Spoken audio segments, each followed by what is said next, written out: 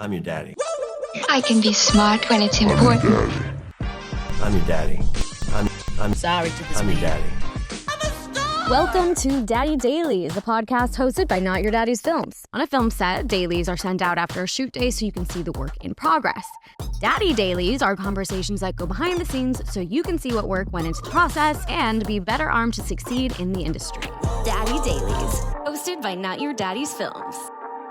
Welcome back to Daddy Dailies, the podcast where we go behind the scenes with industry professionals and demystify the creative process so you can learn from folks who've been there and done that. I'm Courtney Bell. And I'm Nicole Lip, and we are two of the co-founders of Not Your Daddy's Films. Let's get into it. I first met this incredible, hardworking, and inspirational lady when I worked on an AT&T commercial.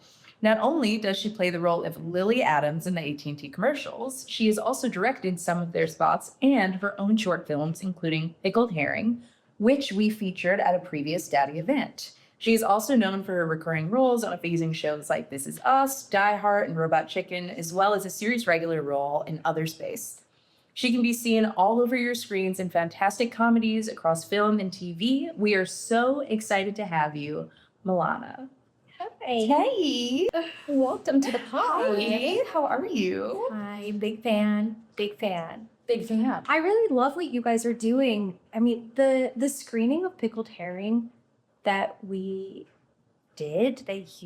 did for me and us was such an inspiring event. Mm-hmm. Like you're not only introducing people to each other, you're making it about the work, but you're also making it a party. So it's like easy to come. It's like normal and is expected to come up to people that you admire or respect and have the conversations about the work, which is really such a wonderful way to do the thing that is often icky, which is network. Mm-hmm. I used to get really nervous walking up to people, and in the last year I feel so differently about it, specifically going up to people who I'm like, if I know you and I know your work, I don't need to lie about that. I don't need to act like I haven't seen you in something. And it makes it so much easier to be like, I'm a human, you're a human. I'm an artist, you're an artist. I like your art. I don't know you. I don't know anything about you. But like, why can't I tell you that I love the thing that you made because it makes me feel good when I hear the same thing? Mm-hmm. So it just means I think you might be the first person we've had on the podcast who's also been at one of our events. So thank you for saying that. So people listening, you're from, if you're in the LA area, starting with the beginning.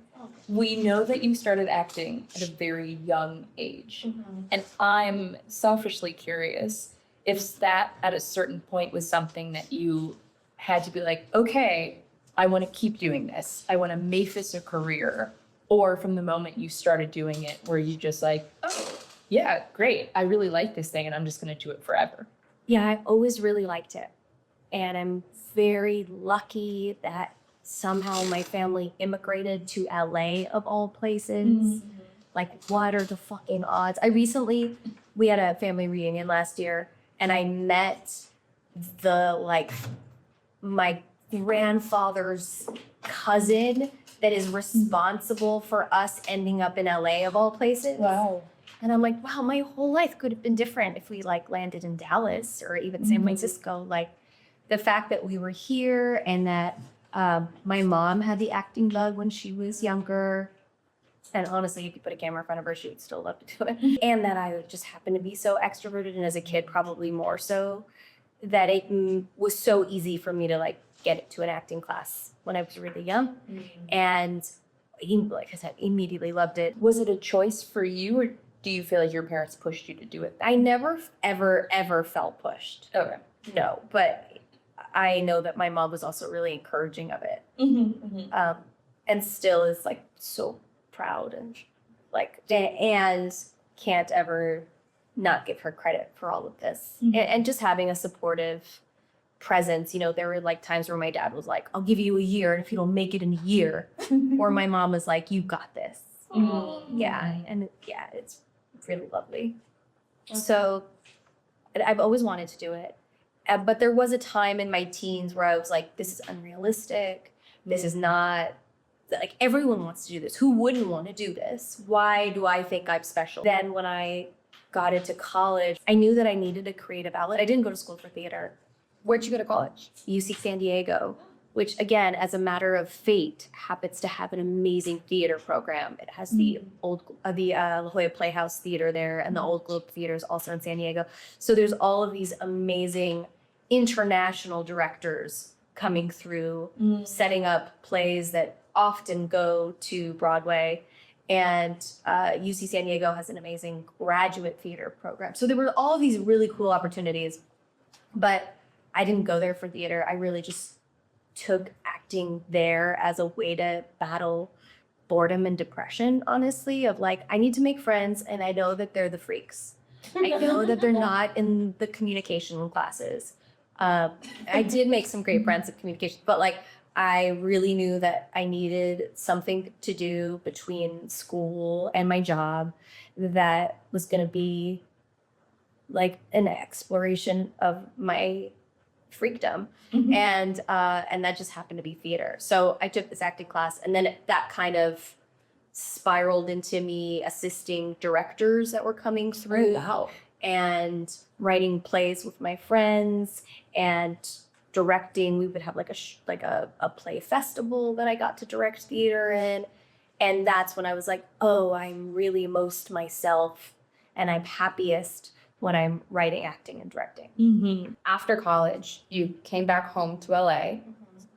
Tell us a little bit about the journey and how you grew into the actor that you are today, and when you really started directing. So I was assisting a director, a theater director that took me to New York with him for a little bit. And I did that, and I was like, is there a world where I could live in New York and do theater? And I realized that there's no world where I could afford it. So I came back to LA, lived with my mom for a little bit until I basically, I tried to do the thing where I'm like, this isn't realistic. I'm going to get some other normal job. And I interviewed for things, and then I had an epiphany that honestly often, like, I'm sure everybody can relate, that it often comes from like a deep point of sadness where I was like crying and frustrated. And I was like, and the clarity came through that I really need to write, act, or direct. It's the only thing that actually fully fills me. So then I was like, okay, like wipe my tears. And I was like, great, what's the next actionable item? And it's, okay, I'll get headshots, and I'll get a rep somehow, and I'll start going out for auditions, and I'll get a waitressing job and move out of my mom's house. The next big epiphany in terms of like, how did I become the professional creative I am today, was that I started doing UCB. I like remember my first UCB show. I remember how it affected me. It was Brian Galavis. The prompt was the Hollywood Bowl. And he said, I'm eating breakfast out of my Hollywood bowl. And it was about a guy who had a bowl from every city. And I was like, this guy is doing magic in front of my eyes. He's creating something. This is a miracle. And then I found out that was learnable, that you could study that. So I did that. That's how I started making all of my friends. My friend Stevie Nelson and I created a web series. This was around the time that YouTube was like just becoming a thing. And it was actually like incredibly monetizable, which now Give us like a year. This was I want to say like 2011. Okay. I was friends with the guys from Good Neighbor. Do you guys know about them? It was Nick Rutherford, Beck Bennett, Kyle Mooney, and Dave McCary. So some of those guys went on to SNL and became, actors, directors. And they had a YouTube channel that was, I thought, some of the best content on the internet. And I happened to like, one of my friends was dating one of the guys. It just happened to be like in the circle. They invited me to be a part of a YouTube video. And I was like, oh, so YouTube content is just a thing you can make by yourself. And it was the closest thing that I'd been doing in college, which is like writing and directing and putting up shows. I'm like, oh, so I could do that and not ask for permission, which was a really frustrating part about being out of college, which is like, oh, I fucking hate that I have to audition or ask people for money, or that I don't even have a space, that you have to pay to like have a space. And now whenever I talk to anybody that's in college, I'm like, you're so lucky. You have spaces. Yeah, you have a whole theater. You have a theater, you have equipment you can rent or borrow. It's all, yes. So utilize that. like to the max. Just learn how to use every piece of equipment, learn how to run lights in a theater, like do everything. And YouTube felt like a way for me to have autonomy and control and not ask for permission. That YouTube series ended up being the thing that got me great reps. We met other amazing people who were in the world. We had incredible guests. Matt Damon ended up being one of our guests, like Bob Odenkirk. Did your reps that came because of this YouTube series you did they reach out to you? Did they find you because of it? Or did you kind of send the series around and actively try to get reps? Great question. I had reached out to Horatio Sands to be a guest, and he sent an episode to his reps. And then he was like, my manager wants to meet you. That is so cool. Yeah. Yeah. Okay, and then bringing that to 2024. Yeah. Daddies, y'all can still do a similar thing. Maybe YouTube is a little less the way it used to be, but trying to pull the lessons for nowadays. If we can get woo about it, I do believe that when you put energy into your career, your career puts energy back into you.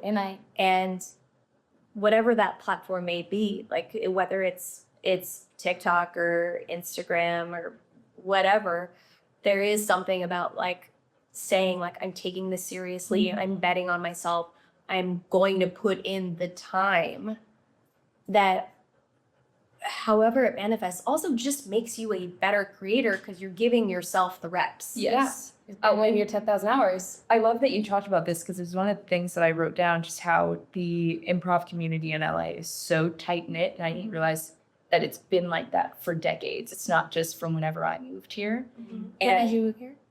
I moved here multiple times. I've been left to come back, but I moved for the first time in 2013, and I took an improv class, and I remember also feeling like, oh, this is actually magic in front of my eyes. Yes. You're just making that up. Yeah. But I feel the same way with being I've been out of school for a while now, but I never really used to get that nervous to act because at the end of the day, I could just do it whenever I wanted, wherever I wanted, and it was just the joy of my life. Yes. And now, like, I had a call back this morning and I still can tell that my hands are shaking because it's like, it's not just the thing that I'm like, I'm acting, like, I know what I'm doing, I'm fine. I'm nervous about the consistent judgment of, are you going to give me the ability to be able to do the thing that I just want to do that makes me happy? So the fact that you're talking about how doing improv gave you the ability to just get reps in and play and build your own confidence is so important for our listeners. And it doesn't matter if it's acting, writing, or directing. You just have to be doing it on your own because it helps you creatively and it helps your business. I mean, that's huge. And you were on a Herald team, right? No, so I was never on a UCB team. I did classes, I did shows. There was also, at the time, there was an improv boot camp where you would do improv every day with a coach for 2 hours a day. Oh my God. That sounds like my personal hell. You're not an improv person. I've told you this before. I'm no longer an actor. I used to be an actor. And when I first came home to LA, also born and raised in LA, I was like doing the acting thing and signed up for UCB because you're supposed to. But I was like morbidly depressed. So like every day I was like, not every day, every week, I was driving to class, just like crying. Like I was just super, super depressed, crying on my way to improv class. And then I would like somehow get myself to stop crying and I'd go to improv class and then I would like immediately leave and get in the car and just like cry some more. So I have improv PTSD, but I love I would say you don't have to copy up anything.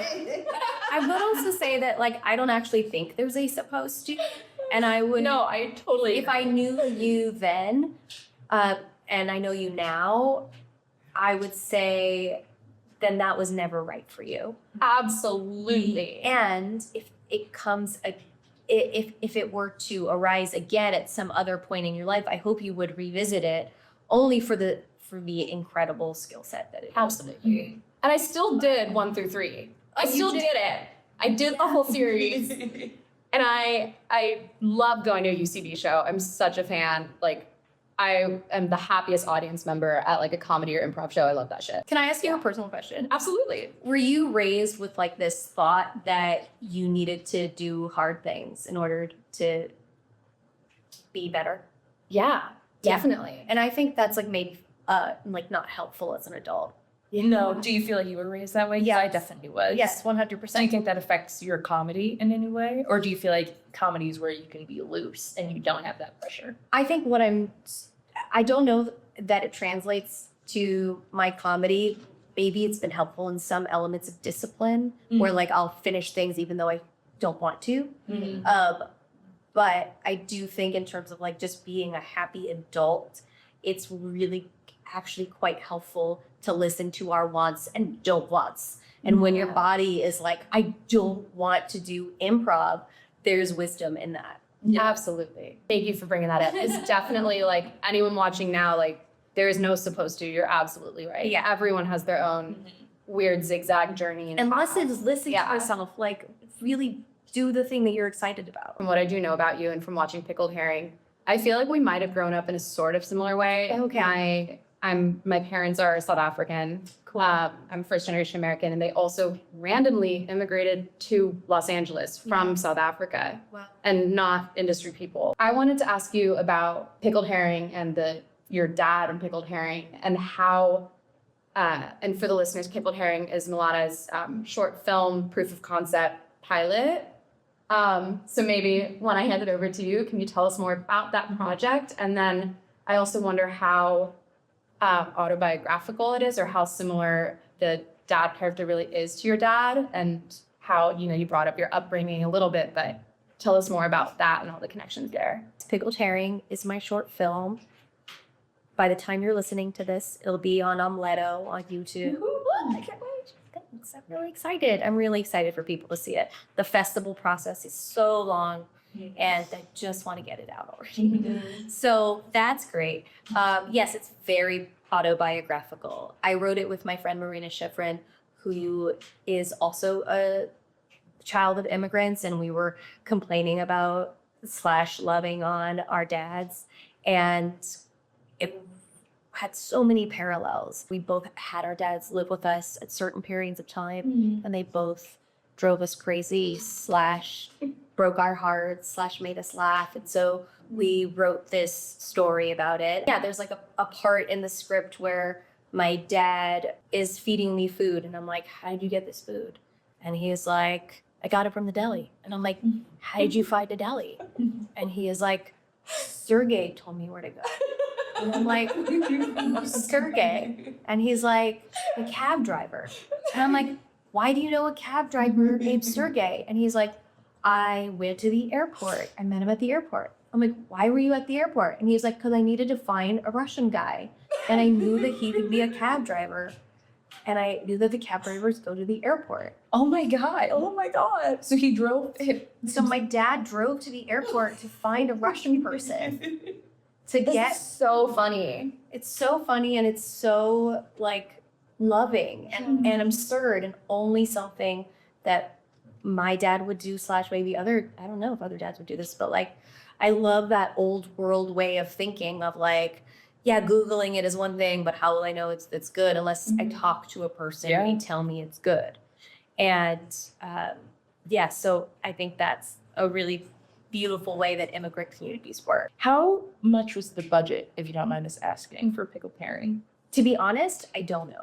It was a project that was paid for basically out of like my directing fees. Wow. So it was paid for by Hungry Man, which is the production company that I direct commercials for. Okay. And it was a combination of us, me and the production company paying for it. But really it was their way of saying like, hey, you made us money, let us help you make money. That is so cool. Yeah, wow. I mean, we're talking about that all the time. Yeah, your daddy's just different ways, unique ways to find fun, or to do fundraising. Somebody was saying that they sold their eggs, and that's how they did their whole project. Yeah, that's crazy. I was like, I don't know if I would do that. Also, probably a lot, like, not recommending unless that's right for you. Yeah, unless it's right for you. With directing commercials, was your first commercial AT&T that you directed, or had you moved? When did you direct your first commercial? In 2016, I joined the DGA, and my first like official union commercial. Wait, back up. How did you join the DGA? Like, how did you get your shows? Okay. Yeah, it's Got it. through this one commercial for Cracker Barrel cheese. Yeah. It was actually a great commercial. It's still on my reel. I'm very proud of it. It was a cool concept. It looks like different than a lot of the other stuff I've made. And it's how I met the DP that ended up shooting my short and who I love working with, Kaisal. And so, yeah, I got the opportunity to direct that commercial through Hungry Man. I was an actor in these AT&T commercials for a while and was always working with the director and the ad agency to rewrite the spots. And that's not a lot of what a director does on commercials, but it's some of what a director does, which is like, hey, I see this script. Here's how we can make it shootable. Here's how we can make it, because I really only do comedy, this is how we can make it funnier. Here's a bunch of alt lines. Here's some actors I think we should cast. And so because I was kind of doing that with the ad agency, the director noticed that in me and was kind of like saying to me, you should direct. And I had been directing my web series that had already gotten me my reps, and we ended up selling that web series as a pilot. And then I was working on a documentary that I showed that director just to get notes. It was all very casual. I was like, hey, this documentary is too long. What do you think? Wow. And he sent it around the production company. And he was like, what else do you have that I could send around? And I sent him a few things that I did. And then he brought me on. And very shortly after, I directed that Cracker Barrel cheese commercial. We love an ally. Yeah. I love Yes. that. Hank Perlman, huge ally, still a He mentor. sounds Was amazing. Emailing with him this morning about like, hey, what do you think about this edit? I am very, very, very lucky to have him.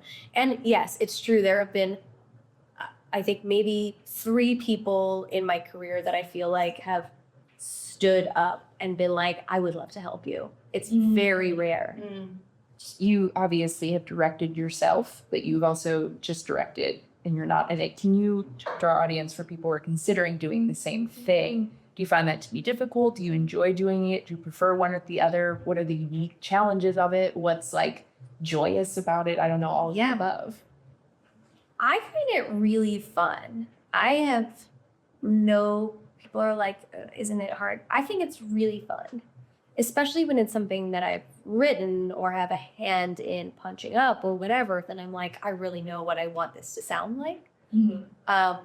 The downside of it is that you don't know what it looks like. Like you're not perfecting the shots. But that being said, when you're reading a script as an actor, you're really visualizing. I'm really visualizing it. So it makes sense for me to, then set up the camera in ways that I'm already imagining. So I love it. The best part, and actually what I wish I had done with Pickled Herring, and honestly anything that I've ever directed, is like, I wish I had found somebody better than me. I'm like, great, who's the person that has this backstory that can relate to it, that's To act or direct? to act. It would have been really fun to direct somebody else in that part. The problem is that like acting and directing happened at the same time for me. So they're not like, whenever I hear like, would you rather this or that? I'm like, I was directing and writing and acting. Theater was all that. It's like all different expressions. They're all like different tentacles of the same octopus. Yes, they're all like the same creative body. But I do really, honestly, I'll take it any way it comes. I just love doing the work. Do you find it distracting at all, just directing other people when you're in the scene with them? No, I love it.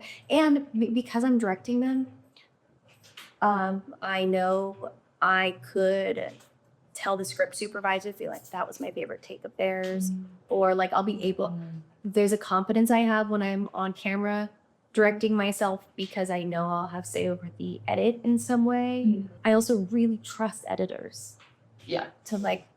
To put things together. So I don't really have a stress about directing myself, and I really love directing other people. I'm sure it's a different answer for commercials versus a short or, anything really narrative. But usually when you're directing and acting, are you able to like watch playback? Do you have time for that? On commercials, yes. Cool. Playback is a really, really common part of commercials. Awesome. TV less so. Films less so. Just because timing doesn't allow.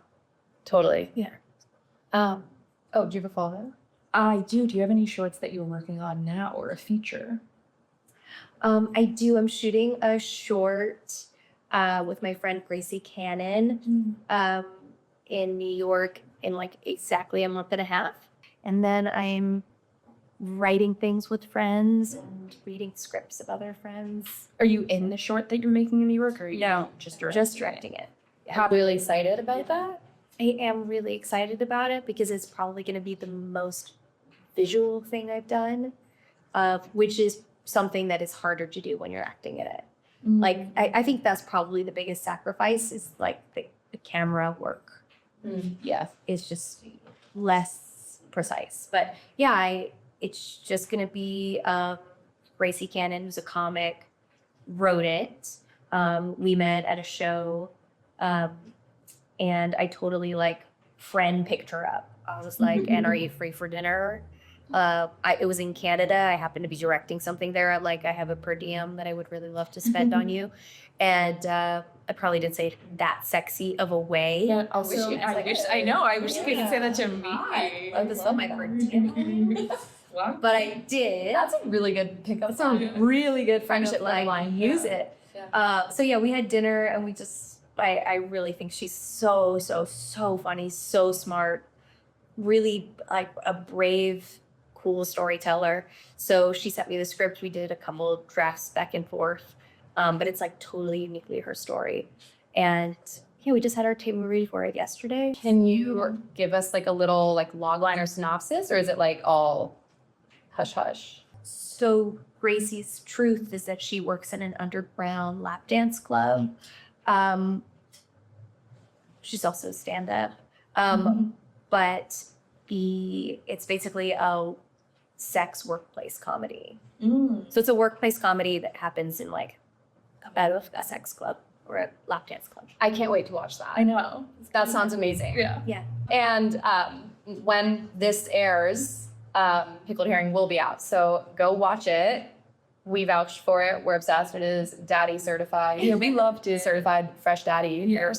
When you were talking earlier about the feeling of like sometimes your darkest moment is when you're like, I know that this is what I want to do. So it feels like ass, but I'm still doing it. Yes. What would you say, or has there ever been a time that you finally got to being like, thank God I didn't give up, because now I never think about giving up anymore because I'm here. I probably need that for myself. Yeah, tell me more about that for you. What is that moment like for you now?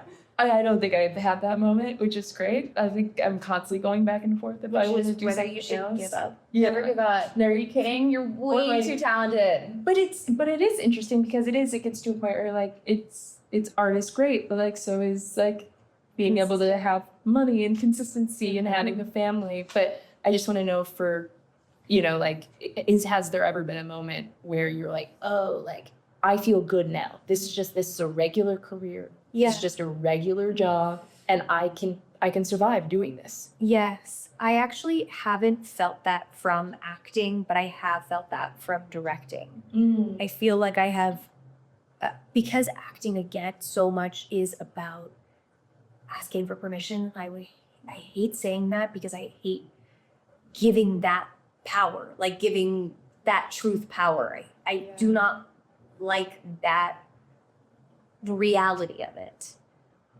Directing feels like a thing that I can earn consistently. Like I can prove to people that I could do something and that I could make it better. And it feels more merit-based. It doesn't feel as random. It feels like a thing that I am getting better at every time I do it. So yes, there are many times where I'm like, acting might go away for me. It might.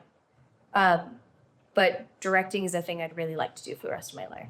Oh, I love that. Yeah. That's amazing. And sorry. No, that's a really good mic drop place to end it. I love asking this question.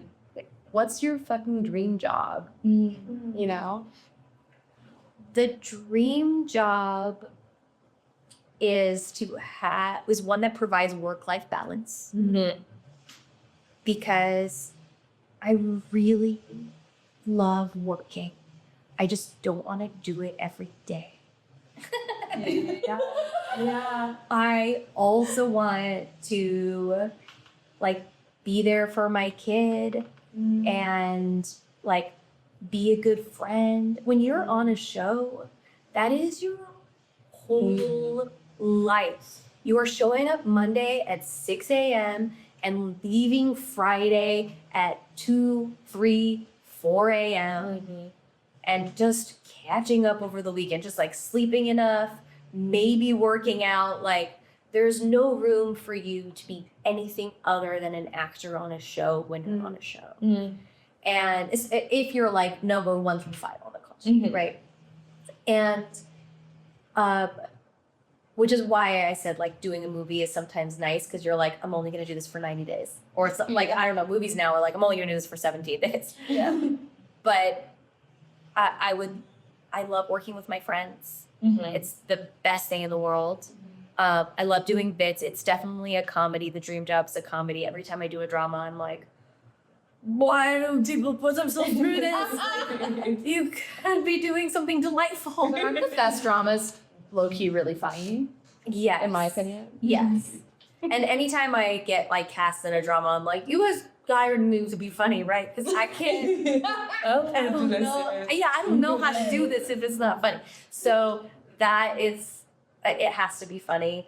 And yeah, funny with friends, good schedule, and one that I can have like a real creative hand in. It would be great if I was acting in something that I could also collaborate on. Acting is a lot less work than directing. And then the other part of it would be directing a feature that would be something that I make with my friends that like really means something to other people.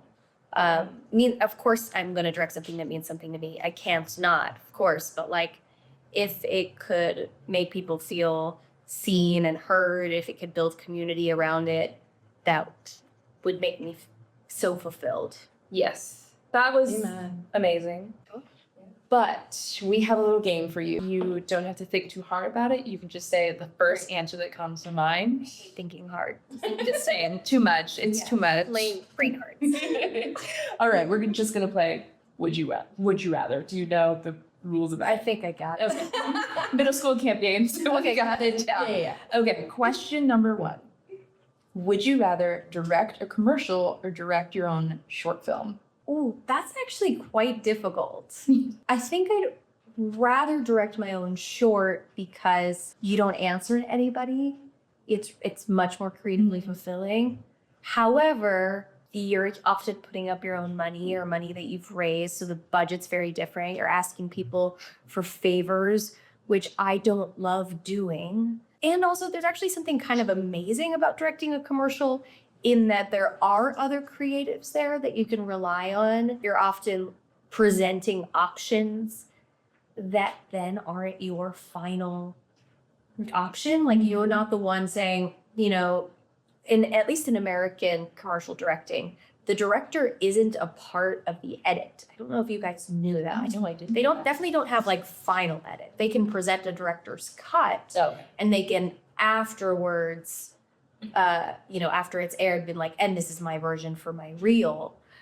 But the version that airs is very much under the control of the agency and the client. So there's something kind of freeing about that, of being like, hey, I did the best I could. I gave you as many options that I thought would be helpful. This is how I think it should be cut together, but I'm gonna walk away. Like there's something kind of wonderful about that. And then the other side of like having a short film is it's really wonderful to be like, I'm gonna pick this sound cue here and this reaction here. And so it's really like about how you want to feel about the completion process. Would you rather be a cinematographer or an editor? Oh, an editor for sure. Cool. I just love being a part of an edit. Like I love the putting together of the puzzle pieces and the problem solving. Editing is so much like directing, in my opinion. Yeah. From an acting perspective, would you rather be in a TV show or in a movie? That's good, guys. Somebody did a reading of my human design recently. Do you guys know about this? Yes. So a part of the thing that she said about me is that I'm really good at seeing both sides of everything. And it's so true. I actually like whenever anybody is absolute about even their political opinion, I'm like, well, let's talk that. So the pros of like being on a TV show are that you're on it for a long period of time and you really get to live with the character. And then also as somebody who loves being on set, you really become a family of people you show up with. And I love that. Oh, that is like the best feeling. And then the thing about doing a movie is that it's short, it's a gig, you get to like really express yourself in some kind of big creative way and then move on to the next thing. So it's all got perks. And I'm sure there's so many more perks to doing a movie. Honestly, the biggest perk of any of these things is when it really resonates with somebody. Yeah. It's like, so whatever it takes for people to see it. Yeah. Obviously true. Sure. Amen. Yeah, that's kind of the point. Would you rather go back in time and direct your favorite film or direct a new movie? I'd rather direct a new movie because my favorite films have already been done to perfection. And if anything, they just inspired me to direct other things. Yeah. What if you could just like be in the body of the director and you made your favorite? So it would be the exact same way, but you could have been a part. Yes, if I could if I could you know. shadow those those filmmakers, that would be amazing. So which filmmaker would it be in what movie? Okay, nice. Like Adam McKay in probably anything. Step Brothers is one of my favorite films because of that alive kind of improvised nature in a very classically structured film. So I don't know why that just gave me chills thinking about like being on set on Step Brothers. That was just so much fun. yes.